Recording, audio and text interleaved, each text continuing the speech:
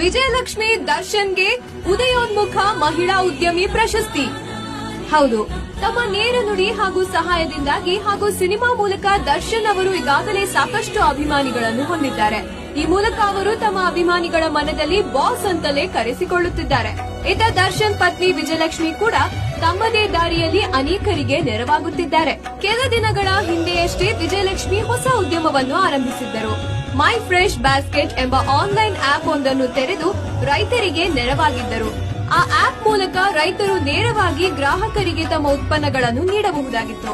ಅಲ್ಲದೆ ಗ್ರಾಹಕರಿಗೂ ರೈತರಿಂದ ನೇರವಾಗಿ ತರಕಾರಿ ಹಾಗೂ ಹಣ್ಣುಗಳು ತಲುಪುತ್ತಿದ್ದವು.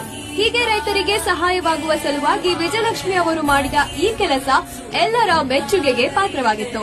ವಿಜಯಲಕ್ಷ್ಮಿ ಅವರು ಹೊಸದಾಗಿ ಆರಂಭಿಸಿರುವ ಆನ್ಲೈನ್ ಉದ್ಯಮಕ್ಕೆ ಸಂಬಂಧಪಟ್ಟಂತೆ ಇದೀಗ ಅವರಿಗೆ ಪ್ರಶಸ್ತಿ ನೀಡಿ ಸನ್ಮಾನಿಸಲಾಗಿದೆ. ಟೈಮ್ಸ್ ಬಿಸಿನೆಸ್ನವರು ಉದಯೋನ್ಮುಖ ಮಹಿಳಾ